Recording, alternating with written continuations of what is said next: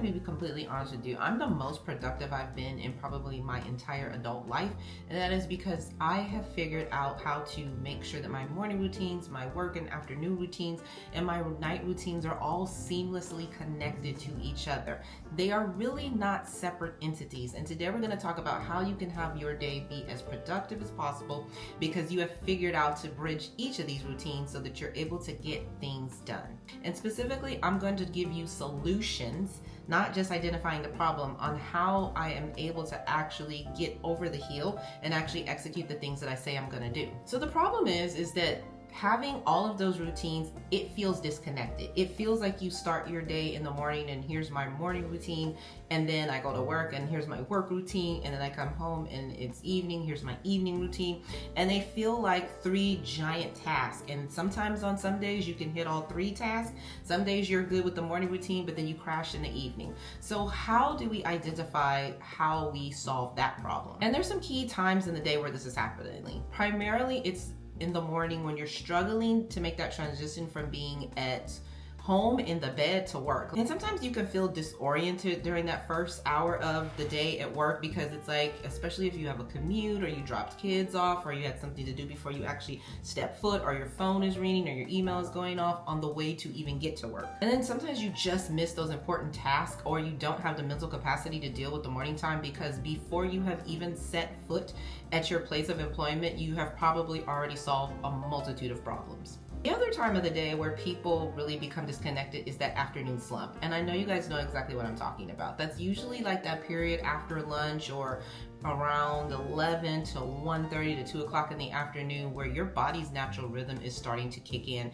and you're starting to become lethargic, sleepy, you've been processing a lot of information. It is usually the time of the day where a lot of people tend to not do their best work, and that just leads to a feeling of each part of your day being disconnected from each other. So it feels like sometimes when you get home in the evening, especially if you really had a productive morning, that it feels like they're not even the same day. I'm going to share with you the tips that I do on how I connect these routines. So we're going to start with, and we're going to talk about 5 tips. The first one is going to be using transition periods mindfully. We're going to talk about creating strategic connection points between our routines, or the parts of our day. We're going to talk about building and maintaining momentum throughout the day and paying attention to our energy management, which is huge, y'all. We're going to talk about implementing buffer zones in certain parts of the day strategically. And finally, we're going to talk about designing routines that complement each other rather than competing with each other. So let's get started with the first part. Using your transition periods mindfully. This is where you are going to look at your routine, whether it's your routine from when you first wake up in the morning, or it's your routine from transitioning from morning to your job, whether it's your transition routine exiting your job and coming home, whether it's your transition routine getting out the car and coming into the house. You're going to be very intentional about what does that time look like in between those pain points. So for your morning to work transition, I would suggest that you build in a minimum of a 5 to 7 minute buffer if possible before you take a meeting, take a phone call, check email. Whether it is sitting down at your desk, and what I like to do is I get out my planner, I look what I have to do that day, even though I did it in the morning before I left my house and I already know, I just like to open up my planner and remind myself of how I've time blocked my day and what it looks like.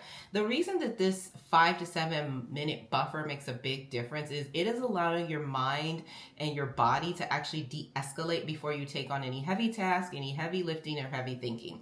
I think a lot of people work 9 to 5 or 8 to 5. And so this is where you say, hey, look, I'm not taking any meetings from 8 to 8:10. I will start my meetings at 8:15. I know some of you don't schedule your own meetings, but you'd be surprised on how much of your calendar. So if there's like, hey guys, let's meet at 8. Say, hey, can we meet at 8:15? Can we meet at 8:10? If you have a secretary or you have someone and you control your own calendar, you have maximum power over this development. Then there's your evening to sleep transition. And this is where you have to decide what is the time period that I'm going to shut down before I shut down. For me, it's 20 minutes. So before I actually lay down, go to sleep, turn the light off, and tell my husband good night, there's a 20-minute period where I'm literally sitting in the bed. It can't have the phone. A lot of times I read, it's just 20 minutes. And this is the hardest of all of the transition and periods for me in the day. I'm so tempted to get on my phone. I'm so tempted to be answering emails or on TikTok, which sadly is going away. And so this has been a game changer for me when I'm able to strategically and carefully say, hey, you know what? I'm not going to be on my phone. I'm going to make sure that the 20 minutes before I lay my eyes shut, that I have taken into account that I have a way to bring it down. So how you're going to do these transition periods, whether they're 5 minutes, 10 minutes, 15 minutes, it depends on the availability.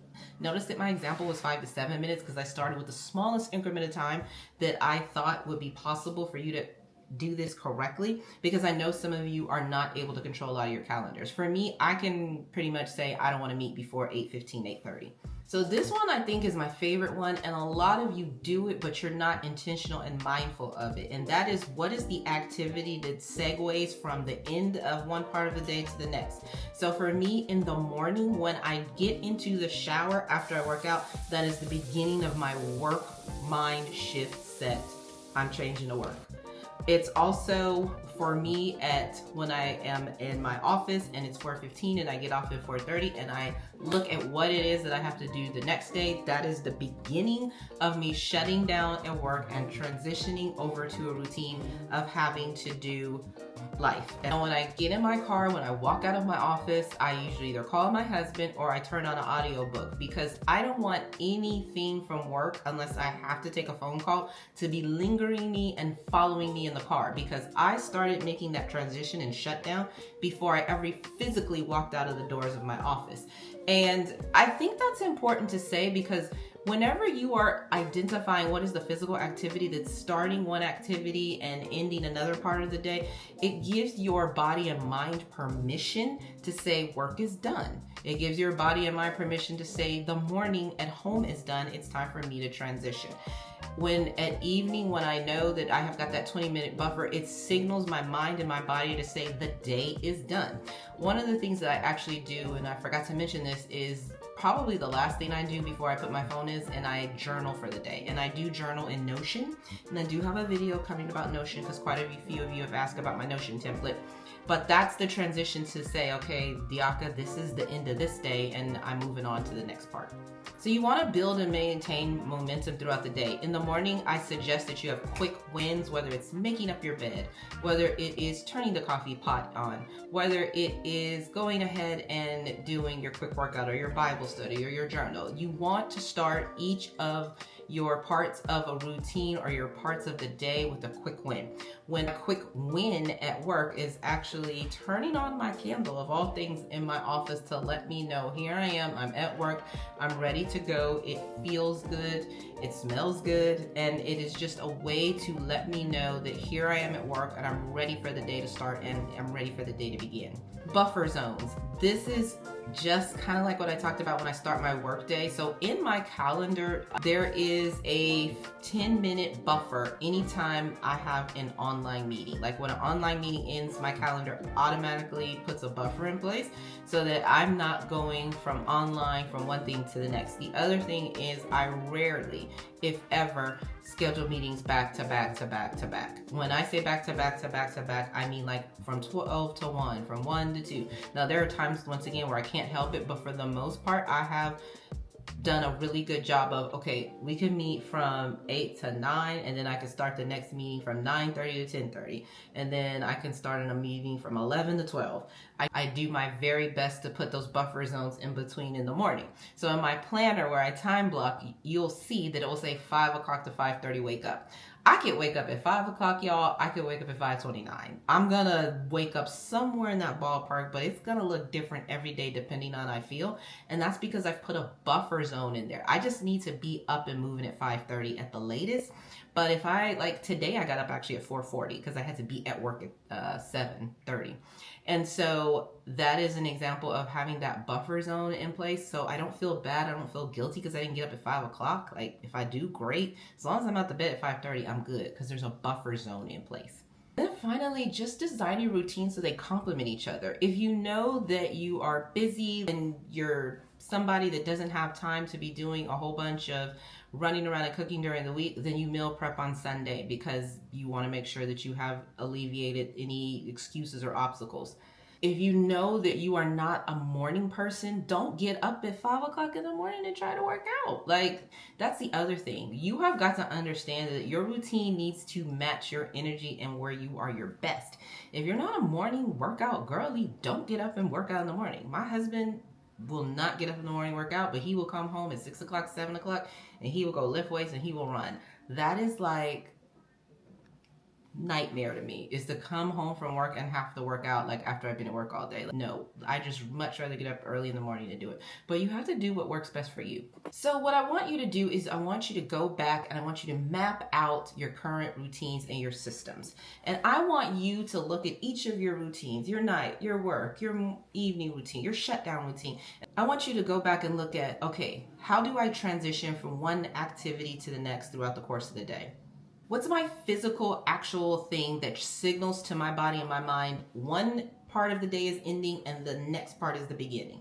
How are you building momentum throughout the course of the day, throughout your activities, in order to keep up your energy management and your energy levels? What do your buffer zones look like? Or do you not have any buffer zones? Like, how do you honor yourself from being burned out?